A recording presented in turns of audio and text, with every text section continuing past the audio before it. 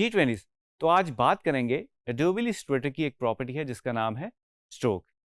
Stroke आप different object पे, text पे और एज ए आउटलाइन भी यूज़ कर रहे होते हैं और इसको फर्दर एक्सप्लोर करते हैं और चलते हैं कंप्यूटर स्क्रीन की तरफ। G20 तो सबसे पहले हम अप्रोच करेंगे कि हमारा स्ट्रोक होता कहाँ कहाँ पे है। तो आप देख सकते हो जो हमारा सब मेन्यू है उसमें आपको फिल और ये स्ट्रोक यहाँ पे मिल जाता है, ठीक है। And then we have this weight variable और स्टाइल हमें यहाँ पे मिल जाता है, ठीक है जी। और लेफ्ट साइड पे आप देखें तो बड़ा प्रोमिनेंटली नीचे आप देख सकते हो ये फिल है और ये हमारी आउटलाइन है, ठीक है जी। तो मैंने क्लिक कर दिया and on the right side we have this 3 lines जो बनी हुई है स्ट्रोक लाइक, ये हमारे पास मिल जाती है ऑप्शन। और विंडो में हम जाएं तो स्ट्रोक हमें कंट्रोल F10 से भी मिल जाता है, ठीक है जी। इसको मैंने प्रेस किया and now we have this open here. तो हो सकता है फर्स्ट टाइम जब आप ओपन करें तो आपके पास फर्दर एडवांस ऑप्शंस ना आ रही हों, क्योंकि आई नो कि इसमें होती हैं, that's why I am telling you. तो इस आइकन पे अगर आप क्लिक करें, मोस्टली इस तरह के पैनल में ये आइकन होता है, तो शो ऑप्शंस मैं करूँगा और now we have different options. अब फर्दर मैं क्या करूँगा, मैं अपना फिल भी ऑन कर देता हूँ ताकि हमें आइडिया हो सके कि हमारा फिल और स्ट्रोक जो है वो ऑन, अगर ऑफ है या नन है, ठीक है। इसको मैं नन कर देता हूँ फॉर नाउ। अभी मैं लाइन सेगमेंट लगा रहा हूँ and now you can see हमारे पास स्ट्रोक का कोई कलर नहीं है, ठीक है जी। तो इधर से मैं इसको कलर ऐड कर सकता हूँ और मैं इसका जो वेट है वो भी बढ़ा सकता हूँ, ठीक है जी। एक लाइन मैंने ऐड कर ली, मैं एक ब्रश भी ऐड कर देता हूँ, okay. And now I am adding this square, ठीक है जी। अच्छा जी, अब इसको अब फर्दर एक्सप्लोर करते हैं। मैं तो थोड़ा क्लोज किया, इसको मैंने सेलेक्ट किया and now coming back to my this right panel जो ओपन है, इसमें आप देख सकते हो ओपन हुआ हुआ है, ड्रॉप डाउन में आपको वेट्स मिल जाते हैं डिफरेंट, ठीक है जी। For now I am keeping this to 10, बल्कि ज़्यादा कर लेते हैं 16, ठीक है जी। फर्स्ट ऑप्शन है कैप्स की, बट कैप इस वक्त हुआ हुआ, नाउ यू कैन सी ये जो हमारा बिल्कुल कॉर्नर है इसके साथ अलाइन हुआ हुआ stroke. Second is round cap, आप देख सकते हो ये जो लास्ट पॉइंट है उसके बाहर एक राउंड फॉर्म हमें मिल गई है, सॉफ्ट कॉर्नर।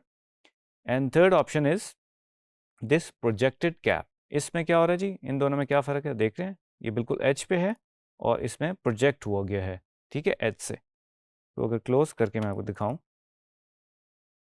इन दोनों में ये फ़र्क है, राइट। और जो मिडल में है राउंड, ठीक है जी। कॉर्नर्स को मैं कर रहा हूँ, अब कॉर्नर्स इस पर अप्लाई नहीं हो रहे ये क्योंकि दिस इज स्ट्रोक, ठीक है। और हम ब्रश को भी देख लेते हैं, ठीक है, कि अब इसके अंदर स्टाइल हुआ हुआ एक सर्टन, ठीक है। और इधर से मैंने इसका वेरिएबल चेंज किया, ठीक है। और अगर मैं इसको बिल्कुल बेसिक कर दूं तो इधर से हम देख सकते हैं कि ये चीज़ें भी इसके कॉर्नर पे अप्लाई हो रही हैं, बट कॉर्नर्स नहीं हो रहे, ठीक है जी। तो corners we have this shape, अगर हम किसी शेप के साथ डील करें, इसमें मैं इसका वेट बढ़ा देता हूँ, 16 कर लेते हैं। And now we coming to this corner वाली ऑप्शन जो मीटर जॉइन है हमारे पास, ठीक है। And then we have this option जो कि राउंड एक हमें फील दे रहा है। आप देख रहे हो कि ये आउटसाइड वाले को उसने राउंड कर दिया, इनसाइड वाला जो है वो शार्प ही है। And then we have this bevel join, ठीक है जी, ये कॉर्नर्स हो गए। अच्छा, अलाइन स्ट्रोक, इंटरेस्टिंगली इसको देख लेते हैं। आप देख सकते हो अलाइन स्ट्रोक टू सेंटर। अब ये हमें जो ब्लू लाइन नज़र आ रही है बेसिकली आप समझ लीजिए स्ट्रोक के सेंटर में है। वो कैसे, अभी 16 पॉइंट्स अगर मैं 40 करता हूँ तो आप अब देख रहे हो ये अभी भी स्ट्रोक के सेंटर में ही है, राइट। तो इससे हमें इंडिकेट हो गया कि ये सेंटर में है, राइट। अगर मैं इस ऑप्शन को प्रेस करूं align stroke to inside, that means ये ब्लू लाइन के इनसाइड बेसिकली उसने अप्लाई कर दिया एंड दिस इज आउटसाइड, ठीक है जी। तो आप ये अकॉर्डिंगली इसको कर सकेंगे। अभी के लिए मैं इसको सेंटर में रख रहा हूँ, ओके जी। डैश लाइन, ओके, ये ऑप्शंस अभी इस तरह वैल्यूज़ के अंदर अभी एडेड हैं, तो कंफ्यूज होने वाली बात नहीं है, you can change those. Dash को 20 पॉइंट्स हैं तो इसको 30 कर देते हैं। हम जो फर्स्ट गैप है वो 20 ही रखते हैं और जो सेकंड डैश है उसको मैं खुद ही चेंज कर रहा हूँ क्योंकि हमारा फर्स्ट डैश जो 30 था, तो हम 20 कर देते हैं। और सेकंड गैप है 10 है और लास्ट गैप इज़ 5 और इन बिटवीन जो डैश है वो 30 20 10 हो गया, राइट। तो नाउ यू कैन सी एक पैटर्न लाइक एक शेप हमारे पास बन गया। और फर्दर हमारे पास ये ऑप्शन भी है कि बेसिकली ये इसको स्ट्रोक को जो है वो गैप लेंथ जो है वो अकॉर्डिंगली करता है, I mean preserve exact dash and gap length, right. And second option ही आप देख रहे हो कि इसके कॉर्नर्स पे बेसिकली उसने कांस्टेंट किस्म की एक वो राउंड शेप दे दी है, ठीक है जी। और ये अपने आप को एडजस्ट करता है डैशेस को और कॉर्नर्स को और पाथ को, ठीक है जी। ये आप पढ़ सकते हो, जब आप हवर करोगे तो इसमें इसकी डिटेल लिखी हुई मिल जाएगी आपको, right. And then we have these arrowheads, you can add those. का पॉइंट साइज बहुत बड़ा हुआ है जिसकी वजह से में काफ़ी बड़ा नज़र आ रहा है, ठीक है जी। इसको हम थोड़ा सा एडजस्ट भी कर सकते हैं और ये ऑप्शन भी हमें मिल जाती है, ठीक है। स्केल अगर आप करना चाहें स्केल भी कर सकते हैं, 50 कर देते हैं, तो आप देख रहे हो इसका साइज़ छोटा हो गया है, ठीक है जी। इसको भी हम 10 कर देते हैं, ठीक है। Then we have this profile variable, आप देख सकते हो, ठीक हो गया जनाब। इसमें से एरोहेड निकाल देते हैं। मैं आपको एक और चीज़ बताना चाह रहा हूँ, ठीक है जी। इसको हम कर देते हैं 20, ठीक है जी। अब मैं इसको स्केल करूँगा।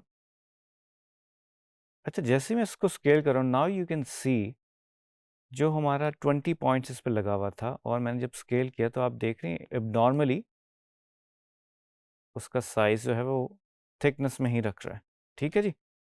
तो बेसिकली ये स्ट्रोक को हमने थोड़ा सा, अगर हम आते हैं स्केल में, अगर मैं इस पर डबल क्लिक करूं और इसे मैं स्केल करना चाह रहा हूं, तो ऑप्शंस में अगर scale corner, scale stroke effects पे ऑन कर दूं, ठीक है, और तब इसको स्केल किया जाए, तो नाउ यू कैन सी उसकी जो थिकनेस या वेट है वो सेम रहेगा, ठीक है। तो इस चीज़ का आप ज़रूर ध्यान रखिएगा।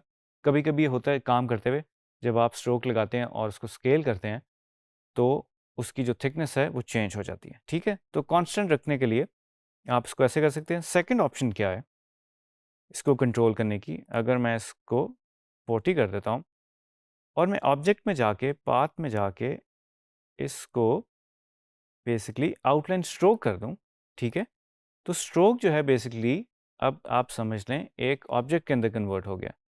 अब अगर इसको मैं स्केल करूँ तो वो प्रोपोर्शनली बेसिकली स्केल हो रहा होगा, ठीक है। तो ये चीज़ आप ज़रूर ध्यान में रखिएगा।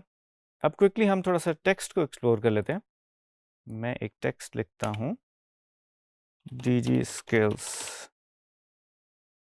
ओके। अब मैं इस पे बेसिकली स्ट्रोक मैं इधर से भी अप्लाई कर सकता हूँ, और विंडो में अगर मैं जाऊँ और मुझे अगर मल्टीपल स्ट्रोक्स अप्लाई करने हों किसी भी चीज़ के ऊपर, शेप पे या टेक्स्ट के ऊपर, तो अपीयरेंस पे मैं जाऊँगा। हमारे पास राइट साइड पे आप देख रहे हैं अपीयरेंस का एक आइकन बना हुआ है, तो इधर से भी मैं ऐड कर सकता हूँ, ठीक है जी।